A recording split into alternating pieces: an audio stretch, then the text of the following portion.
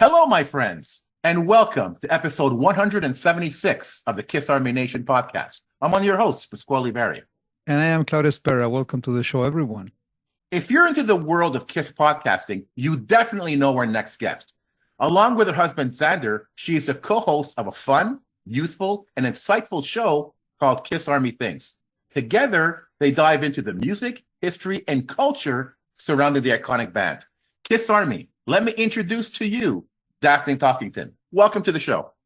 Hi, thanks for having me, guys. Happy to be here. So nice to have you. How are things? All good? Good. Do you have the Gene Cola on you? Of course I do. There it is. Of course I do. Nice. Every time. We follow the ritual. That's awesome. So Daphne, we wanted to get a little bit into your story and, the podcast and stuff. So, I think we all agree that Kiss Army Things is a very unique Kiss podcast for many different reasons. One of them being that you co-host with your husband, Xander, as Paz was saying in the introduction. And Jeb, his brother, he was the original co-host. So when Jeb left the show, what were the circumstances that led to you now taking his place? Yeah, so it actually happened pretty naturally. I was already kind of helping with the show even when Jeb was on. I was helping them set up every time, get the lights set up, recording, all that stuff. I was usually in the room every time. And I had actually already filled in a couple of times when Jeb was, sick or on vacation or whatever. So when he moved quite a bit further away from us, it kind of became clear that it wouldn't be convenient for him to regularly co-host anymore. And we didn't really talk about it or plan it. It's just that Xander already had a few topics lined up that he was wanting to do and asked if I would fill in. I think the original plan was to kind of get those videos that were planned done, and then he would maybe focus on other non-podcast videos. But honestly, we had so much fun, and the audience was still loving it. So we just kind of kept going, and we've never stopped. It reminds me of a little bit of the story, like Tommy with Kiss, right? So he was always there, always around, and he was natural. So that's a good comparison. Yeah, I know. And of course, I think when you watch your show, it transpires that it's fun, that you guys are really enjoying it. But of course, there's always challenges, with everything that you do. So what would you say is the biggest challenge of running a podcast together with Xander? I would say the only thing I can really think of is just kind of finding the time to film in our already busy lives. But other than that, I mean, we work really well together. We always have. We've worked at jobs in the past before together, and we've never had a problem working together. So really just finding time is the only challenge. The only thing. Okay. And how do you balance out, differing opinions on certain Kiss related topics? We all know that, the Kiss fans are really special, and sometimes we take things so deep, so personal, but in your case, when you differ, so how do you balance that? Honestly, it's never really an issue. We're either on the same page about a lot of things, or if we do have differing opinions, we're both very open-minded and can kind of see where the other one is coming from. So never really an issue. Never an issue. Okay. And is there any one topic that both of you differ on the most? Let's say that one topic that you say, we will never agree on this. I don't think there's anything real strong like that. I mean, we both have different kind of tastes in music a little bit. So I'm sure anybody that watches the show knows that he likes his music, the heavier, the better.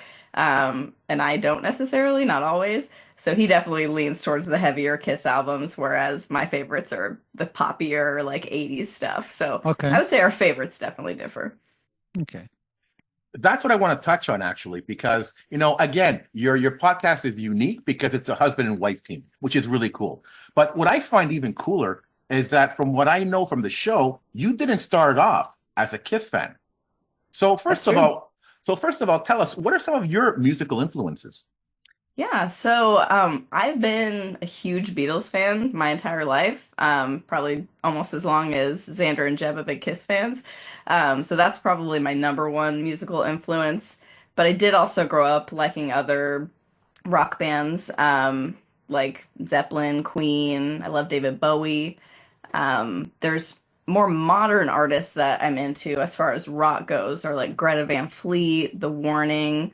Um, but I'm also a big pop fan as well. So I love Taylor Swift. I love Harry Styles, things like that. Awesome. No, you guys did that episode where you're taking celebrity artists and using them as covers for Kiss songs, and I Yes, that was loved some fun. of. Oh, that was a blast to listen to, and I got to tell you, man, some of your selections were really really cool. I could actually hear them doing some of those songs. Great Thank you. choices, great Thank you. choices.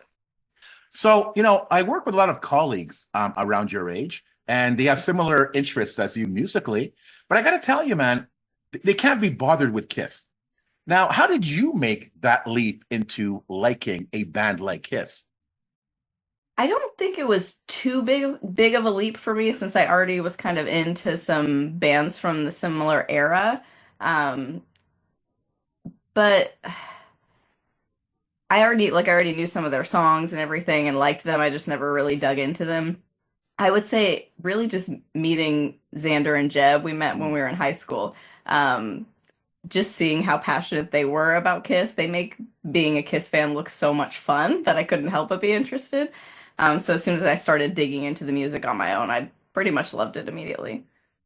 And Daphne, something that we want also to touch on is that uh, I don't know, maybe Beatles fans or Queen fans, they're all the same, like, but we think that we are special. Okay. So Kiss fans, we think that we are so unique and we have different projects. And sometimes those projects lead you to really engage with the Kiss Army and with the Kiss fans.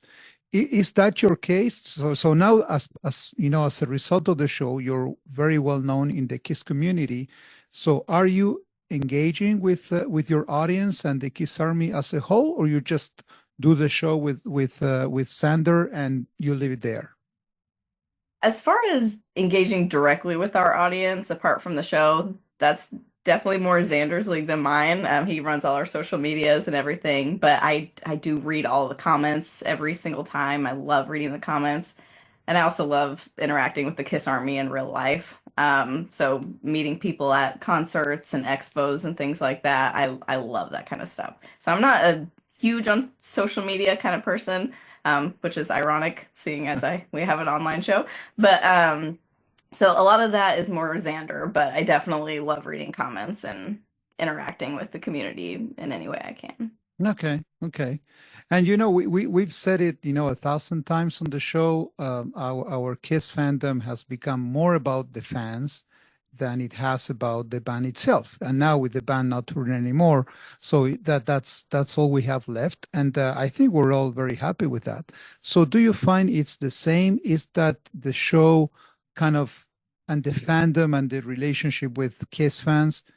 That's what's left. Do you feel the same, or you still miss the band, or are you okay with the way things are today? Yeah, I mean, I'll always miss the band. I think we all will. But I definitely agree that Kiss has been bigger than just the band for a very long time. Um, and I think it's kind of up to the Kiss Army to keep the energy going. I don't see any reason to stop just because the band has stopped. I mean, it's like the Beatles have were only around for a few years, and their fan base is still going strong and still huge, massive all these years later. So I Mhm. don't see any reason why it shouldn't be the same for Kiss. Now, Daph, I love the collector's corner portion of your show where Xander shows a piece of his collection or what he's recently bought. So, if you don't mind, I'm going to put you in the spot here. How do you truly feel about his collecting? she's, she's already smiling. Yeah, I mean, it's only gotten us close to divorce. I'm just kidding. I'm just kidding. Now he opens the door, No, and he appears on the screen. I'm sure he's hearing it. No, I really don't have a problem with it. As I mean, have I had to talk him out of a couple of insane purchases sometimes? Sure. But contrary to maybe popular belief, he's not as financially irresponsible as you would think. So it makes him happy. He's smart about it. So it doesn't bother me at all. Now, do you have a piece of memorabilia for you that's really special and has significance to you personally? So I'm definitely not as big of a collector as Xander is. I don't have a ton. I mean, a few things here and there, but not a ton of my own Kiss stuff other than some albums and things like that. But I would say one of the things that's most special to me is we used to go to the Indianapolis Kiss Expos every single year that they were around. And it kills me that since COVID they haven't come back. Yeah. But I still have my passes from, I think I've been to 4 or 5 of those. And I have my pass from every single one signed by whoever the big guest was. I always got them signed. So I have those kind of hanging up all together in our office, and those are really special to me. Really cool. And I know one thing you have, and I have to tell our audience, sometimes at the end of the show, Xander opens a gift that fans have sent him. And a while ago, it actually was what, episode 44, I sent you a couple of Phantom of the Opera videos. And you guys, especially you, man, you just lost your minds. I was so excited. Oh my, no kidding. It was so much fun to see, so much fun to watch. And I got to tell you, I showed so many people that segment of the show, and they just found it so cute. So Kiss Army, you got to see what I'm talking about. Check this out. Now this I'm excited for because this was actually sent to me by my friend Pasquale from the Kiss Army Nation podcast. Awesome. He said it had something to do with a recent episode of Kiss Army things. I didn't inquire further because I wanted to be surprised. Okay. So let us not open this. Let us. No idea yeah. No. Let's see what Pasquale. Wait a minute. This is Phantom of the Opera on it. No way. The 10th anniversary of the Phantom of the Opera. Paul Stanley, Phantom of the Opera. How? Dude, it's 2 discs. No way. It's 2 discs, and it's absolutely like unofficial. Somebody made this from their heart. Like this is like a home production.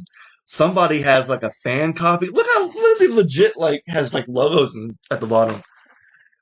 Wow. I am speechless. Completely remastered audio. This footage of the infamous performance by Paul Stanley marks not only a place in theater history, but in history. Bonus footage includes interviews from Canadian TV shows. What? Dude, this is dope. Pasquale. Bro. See, I've seen clips on YouTube, so I'm wondering, like, is this like I'm so excited. This might be a future Kiss Spotlight. I don't know. Subscribe. I'm changing my Kiss Spotlight. It's this now. I don't care. That's amazing. I am so excited to watch that. Wow. Wow.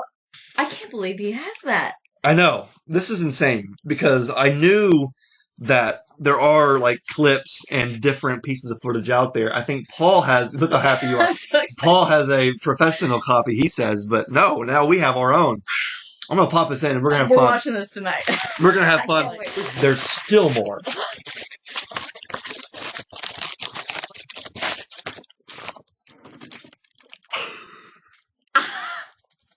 Pasquale! Dude, it's an A&E documentary, Volume 1 and 2. What is happening? On DVD? So I wanted our audience to see that segment of the show to show how enthusiastic you guys are. Not just about receiving gifts, but the love and the passion and the enthusiasm you guys have for the band. So I want to ask you this. How has Kiss influenced your life beyond just entertainment? Yeah, I would say the biggest thing is just introducing me to so many amazing people and creators like you guys that I never would have come across otherwise. I mean, we've met so many people. Xander's had podcasts with you guys and like Rob from Right Between the Eyes, a bunch of other people, Brant. So just all those people that are so important in our lives now that we never would have met without the band is probably the biggest thing. And they also, I mean, there's also just such a positive message that they put out a lot about just really enjoying life and just seizing the moment, things like that. So yeah, I would say they've definitely positively influenced me outside of just being entertaining. Daph, in the introduction, Past mentioned that Kiss Army thinks is insightful, and I think it is because it takes the perspective of a younger generation. And so I'd like to get your take on this one. So from a younger fan's perspective on several controversial topics, so let's talk about, for instance, your particular taste in music. So how do you respond to critics who say Kiss music isn't as sophisticated as other rock bands? First of all, I'd say that sophisticated is overrated anyway. Yeah. But I also think that people that say things like that have never really made an effort to dive deep into Kiss's music other than just the few big songs that they know, because they are so much more than that. And I think those people just haven't bothered to try, really. Mhm. It's true. It's true. Another one. So Kiss fans always want new music, but when we get it, we complain about it. So as was the case with Psycho Circus, with Sonic Boom, and Monster. So what are your thoughts about those three albums? I love all of those albums. Honestly, as somebody who became a Kiss fan, I started to become a Kiss fan probably around the time that Monster was coming out, actually. So I feel like I have more of a bird's eye view of the whole history and all the albums since I wasn't really growing up with any of these albums being released. Because I honestly feel like a lot of people really won't give those albums a fair chance just based on their own bias and emotions, which I do understand. But I think a lot of people hate them without really, really trying to dig into them and understand. Mm-hmm. It's interesting. If you don't mind, I would like to stay a little bit on this topic. So you said that you get into the band around the Monster years. So then I guess with Xander next to you, so you went back into the catalog and you listened to all the other stuff. And how would you? I know maybe it's a tough question, but how would you compare those three albums with, let's say, the 70s stuff? So in a nutshell, I want to know, are you the kind of fan who's more into the original lineup, or you prefer, the current and latest lineup with Eric and Tommy? So what are your thoughts there? I'm all about every single lineup and every single member. I think Kiss isn't Kiss without every era that they've been through. I don't really have a preference. I absolutely love, Ace and Peter, but two of my favorite members are Eric Carr and Bruce Kulick. And I also love Tommy and Eric as well. So I really don't have a bias or preference either way. I think every Kiss is Kiss. Okay. So no preference on Kiss with makeup and without makeup? No. Not at all. Some of my favorite albums are non-makeup albums, but obviously you can't have Kiss without the originals. Awesome. Okay. Another question. What's your stance on Paul's using of backing tracks? Yeah, this is a tough one. I kind of go back and forth on this because on some levels I understand it because Paul's voice has been through a lot in the last 50 years. He's had vocal surgeries, things like that. He's aging, and with that comes changes in your voice and makes things a lot harder than they were when he was younger. And obviously he doesn't, I'm not saying he sounds bad, but he doesn't sound like he used to, and everyone knows that. And if he just goes out there and sings without any backing tracks, he gets a lot of crap online for sounding the way he sounds. And then when he does use backing tracks, he gets even more crap for doing that. So it's not necessarily that it bothers me that he does it, because I don't think he's doing it or was doing it full time. I think it was supplemental as needed, or for certain songs or parts of songs. The only thing that really bothers me is the fact that he kind of always denied it and so strongly denied it. I think if he was more transparent about it, that maybe more people would understand. Got it. I agree. And the latest is it's a more recent one. So Gene got into some hot water supposedly about some comments he made as a judge on Dancing with the Stars. I think it's like, I don't know, maybe 3-4 weeks ago. What are your thoughts about that? To be honest, I didn't watch the episode when it aired, but I did, I heard all the drama about it, so I did watch some of the clips. Here's what it comes down to. Are some of the things he said kind of creepy and inappropriate? Yes. Out of line, sure. At the same time, it is Gene Simmons, and I don't think it's really anything new. I think those kind of things are to be expected. I think his public persona has always been a character that he's playing, a very specific kind of character, like the, businessman, playboy kind of thing. I just don't think it translates as well in our current culture as maybe it used to. People probably used to think that kind of thing was funny, whereas now we take things a little bit more seriously and, rightfully so in some ways. So I'm not losing sleep over it. I think people kind of got up in arms, but that's kind of what Gene does. I think he needs to maybe take a step back and try and find ways to cleverly evolve his character to fit the times that we're in. I don't think he's kind of stuck in his ways in that way, but like I said, I'm not losing sleep over it. I think most of us Kiss fans know who the real Gene Simmons is and know that he really is a good person, and that's just kind of a public thing that he puts on. I mean, last year he was or maybe it was earlier this year, he was a guest judge on American Idol. And if you watch that episode, he did a fantastic job. There was really nothing like that. He actually took it very seriously and gave the contestants really good advice. And I think it's because that was something that, he's in that world. He's in the music world, and he had relevant advice to give them. As a guest judge on a dancing show, I mean, I don't know that he really knows what he's talking about as far as dance goes. So that's kind of just what he resorted to. So not defending it, but also not losing sleep over it. Okay. But if you don't mind, I want to add to that debate, because I did see a lot of the clips from that show. And Daph, I do agree with you. Some of it is it's a little, outdated rhetoric. Yeah. It's completely outdated. And, if Gene's going to go on a show like that, he needs to understand and know the audience. And Agreed. Clearly he doesn't know the audience or doesn't care. Yeah. Number one. But number two, like you said, he doesn't know much about dance, but he does know about spectacle. That's true. And one of the arguments against him was that he was focusing on their looks. Mm-hmm. True, but I don't believe that was sexist on his part. This is what he does. There was an article from Bruce. He said that, Paul and Gene often downplay their musical abilities we're just average players. I'm sorry. Mm-hmm. Both Paul and Gene are above average players. Gene is an amazing bassist. But they're always focusing on the spectacle, the show, the costumes, the explosions.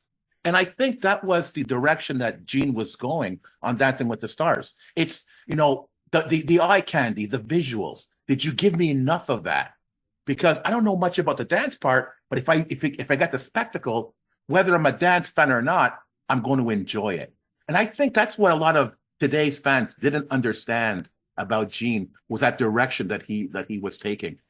But having said some of those comments on the sides, like, "Oh, Gene, you're 70-something years old. Stop. Just please stop." Yeah. I definitely understand that. And even when Gene sings Christine 16 at this age, going blind, it's like domino. Should have retired that a while ago. Yeah. No.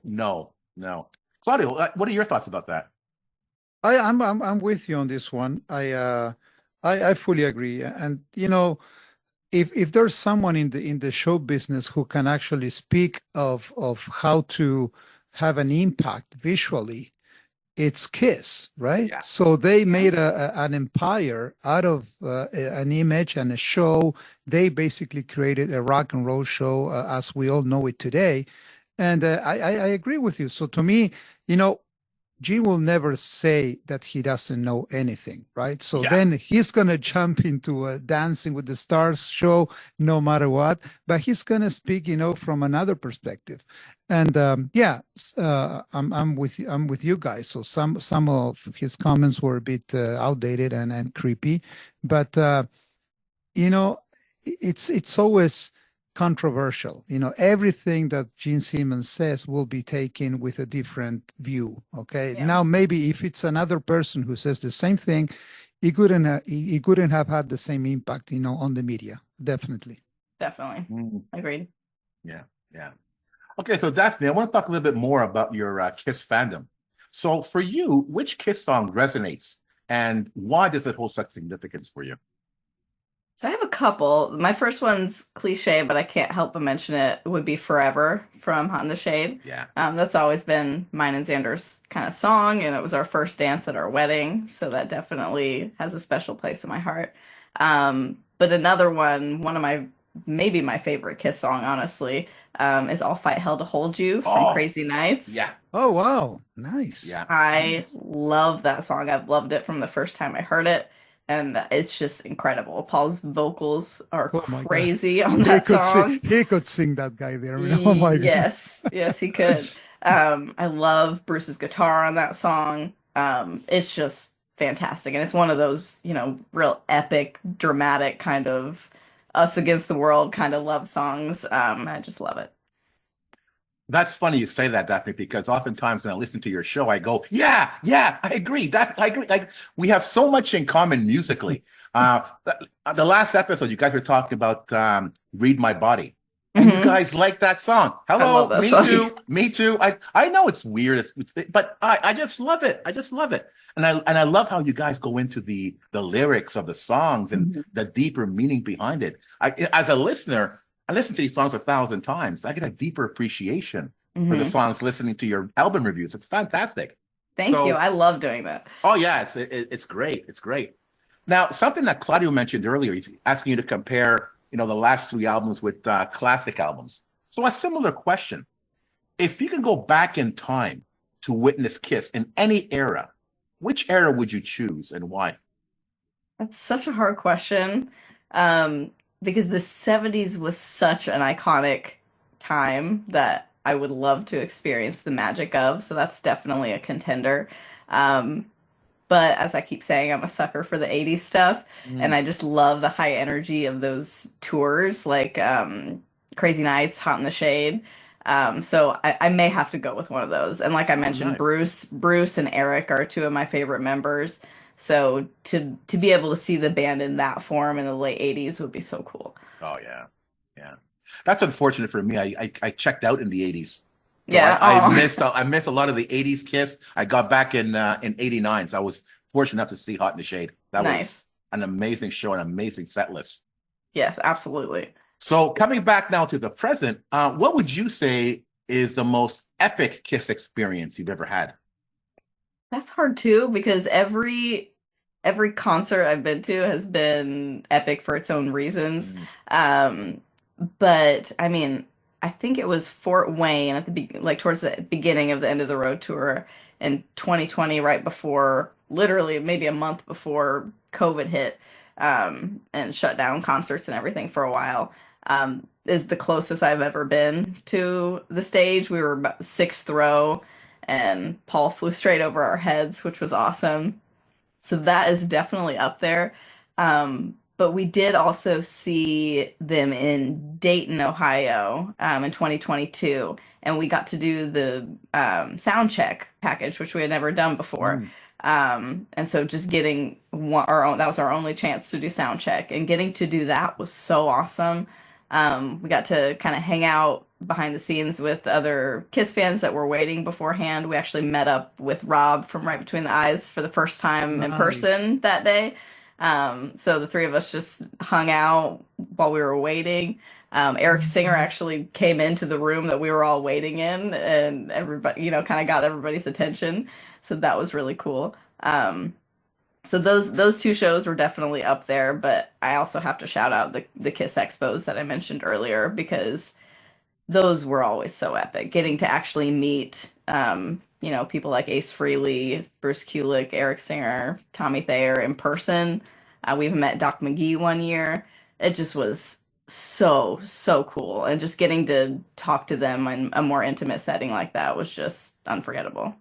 And speaking of epic experiences, you and Xander went to Las Vegas for the first time. Yes. And we were very fortunate that you released a video about your experiences a few weeks ago. So can you tell us about that epic experience?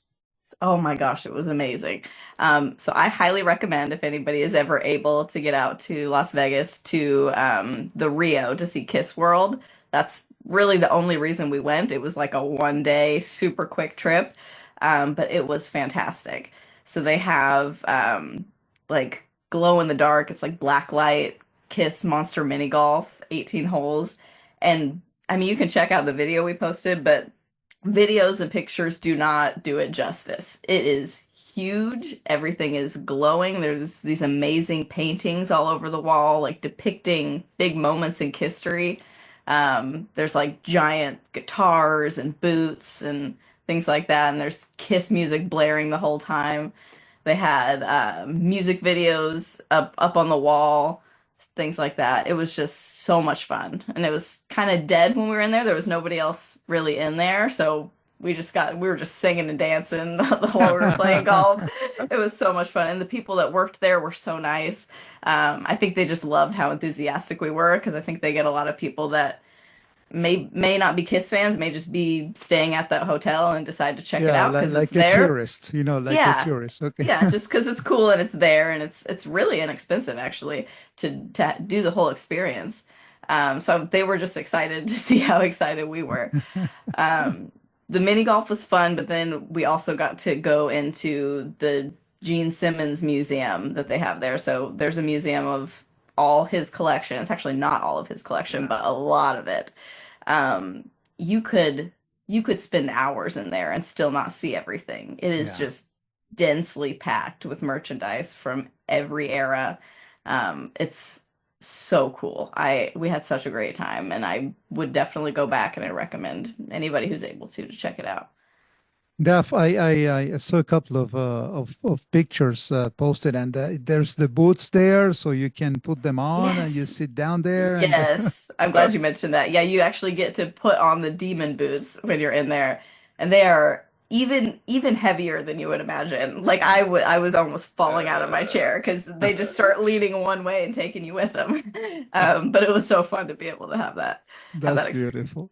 That was a full day. So how long did you guys stay there? So I mean, we got there in the afternoon and we pretty much dropped our stuff off at our hotel, went to Kiss World, kind of walked around a little bit, but we're not big on the other kind of Vegas things like gambling and drinking, things like that. So we didn't do a whole lot other than that. We kind of just went back to our hotel and we got a super early flight the next morning home. That was it.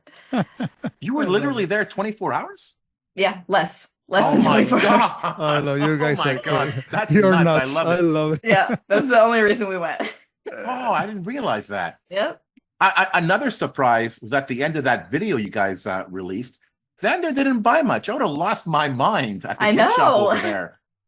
The gift shop actually wasn't as big as we were expecting. I mean, they did have some cool stuff, but it was either a lot of really cool, really expensive stuff, or some little small things. So he mostly got some small things. But I know I was surprised. I thought he was going to buy them out, but we left with a tiny little bag. Yeah. Including the guitar air strings. Yes. Classic. Oh, yeah. Classic. Gotta have those. Classic. Very useful. No, that was a fantastic video, and I like when you guys, you do your show, and then Xander does his companion videos, and then he adds pictures online. It's really a Kiss Army things that's become a multimedia experience. It really for Kiss is. fans. He does an amazing job. Yeah, he's nonstop. Truly. Yeah. So speaking of which, before we close the curtain on this episode, so any insight on future episodes of Kiss Army Things? Anything coming up? Yeah, so I mean, you can definitely expect more of those album reviews and breakdowns that we were talking about earlier. We're kind of in what we're calling album anniversary autumn Yeah, because yeah. there's a lot of big album anniversaries in the fall, especially this year, like 50s and things like that. So we're definitely going to continue with that. We have a few more coming up. Those are probably my favorite episodes to film because every time we do one of those, it forces me to really dig even deeper into these albums than I have in the past, even if I've heard them, like you said, 1,000 times. Just really makes you stop and listen, like actually listen, and kind of, as I would say, like fathom what's going on and fathom the lyrics and things like that. So I really enjoy doing those. So you can definitely expect more of those. As other than that, you'll just have to wait and see. Cool, There you cool. go. But Good. when you listen to the songs for your album reviews, I'm sure you read the lyrics as well, right? Do you Mhm. try to find meaning in those lyrics, or does it come out? It just comes out. I Really? do make an effort to read the lyrics for sure. But I don't feel like we're ever trying to force any connections or anything. We Mhm. just notice them. Mm. We both will listen to the albums on our own multiple times and kind of form our own thoughts and notes. But then when we come together and talk about it in person, um, I mean, especially this most recent one for Hot in the Shade, as we're talking it out, we end up coming uncovering even more things that we Yeah. didn't even realize on our own. So it definitely happens naturally. I'm a big lyric person though. I really like songs with lyrics. I like singer-songwriters. I meant to mention when we were talking about influences earlier that I've always been a fan of singer-songwriters like Carole King, James Taylor, Well, there you go. modern day Taylor Swift. I don't care what people say. Hmm. She's one of Hmm. the best songwriters of all time. And I think being a fan of hers because she is so lyric focused, because she writes all of her own music, she always has. I've kind of been trained to dig into lyrics like that. Right. So I think that just kind of comes naturally with listening to other artists too and helps me appreciate them more. No, that's a good example because I'm not a big I love Taylor Swift as a person, but I'm not a Hmm. big fan of her music.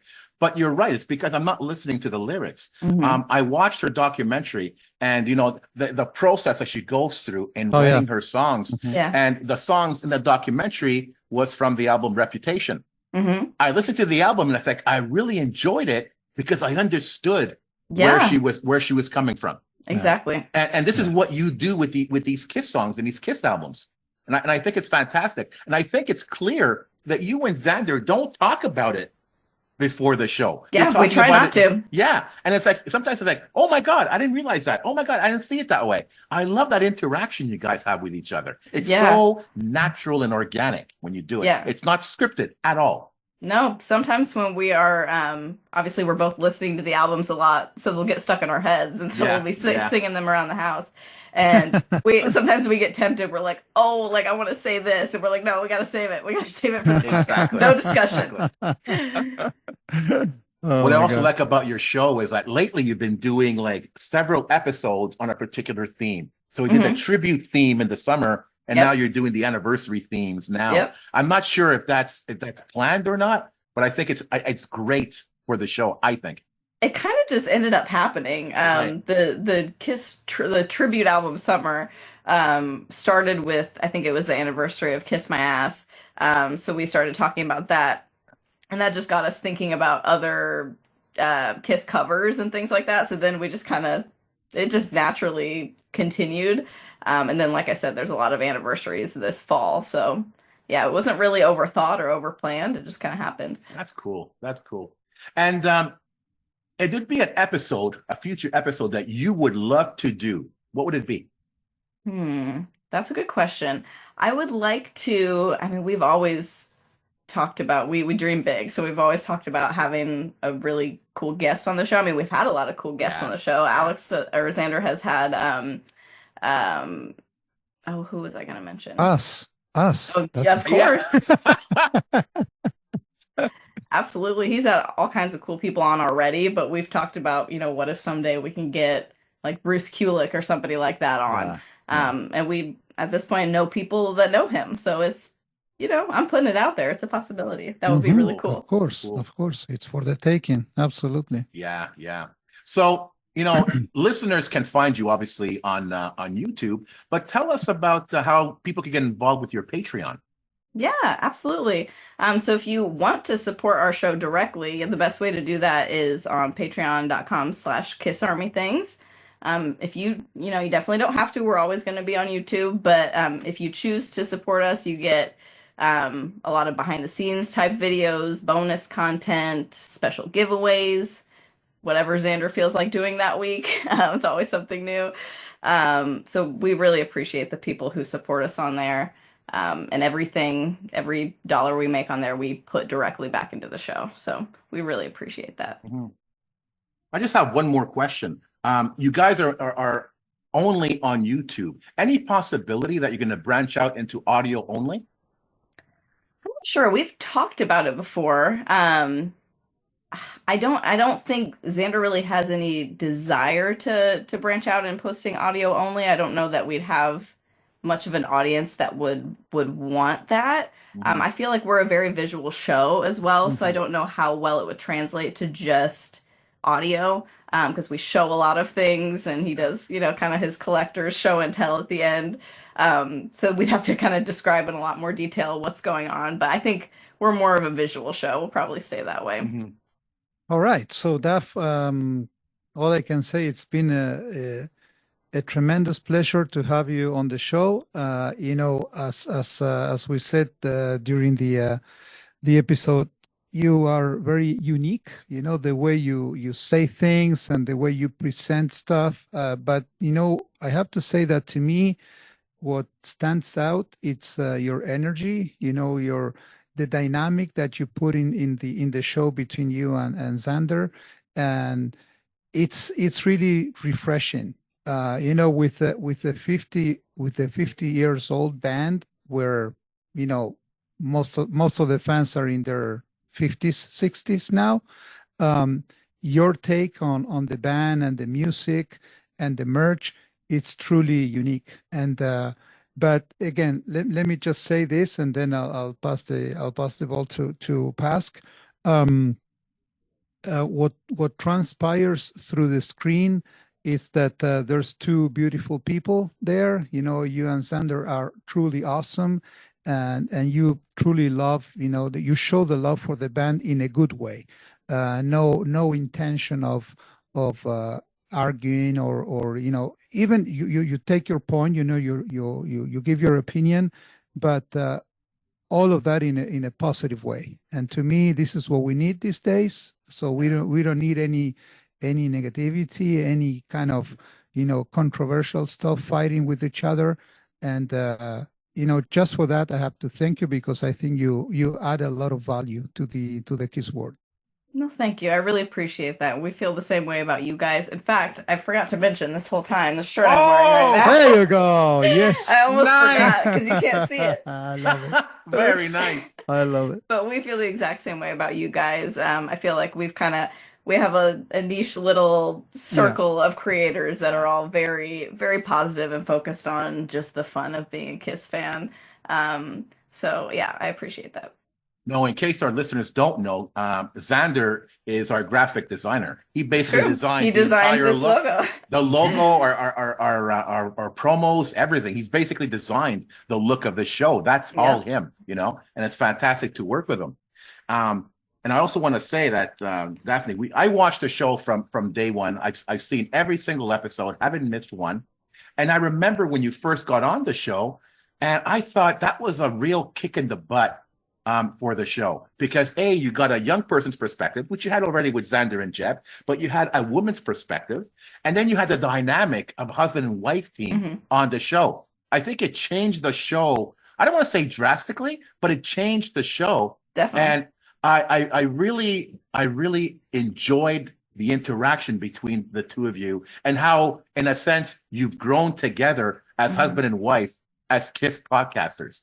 It was nice to watch your evolution, and I think that's what fans see when they watch your show. I've talked to a lot of people at events, and we talk about podcasts. Your podcast always comes up, and it's always the same thing. it's great to hear a young person's perspective on the band, not always a bunch of 50-year-olds, you know? So, guys, you're doing a fantastic job. You are a huge part of the KISS community, a huge part of KISS podcasting. And that's what we love to do on this show, is to support other podcasters, other fans, highlight fan profiles, because it's important to, we're all rock stars, and we want to show the kind of rock stars KISS fans are. So That's right. My friend, thank you so much once again for coming on the show. It was so much fun. Thank you so much for having me. I had a great time. It was fantastic. And I have to say, just to close up, we owe ourselves a new episode, the four of us. We should do it. Yeah. Definitely, we should. We should do it. We should do it. Absolutely. We should do it. Absolutely. It's going to be a lot of fun. Looking forward to that one. Me too. To the KISS Army, we hope you enjoyed this episode. If you have any questions, comments, or ideas, please send them to talktome@kissarmynationpodcast.com. Till the next time, remember, never stop rocking. Take care, everyone. If you enjoyed this episode, check us out on Facebook, Instagram, and X. You can watch us on YouTube or listen to us on Podomatic, Spotify, iHeartRadio, or wherever you listen to your favorite podcasts. This is about you, so please like and subscribe to support the amazing guests we have on the show. See you soon, KISS Army.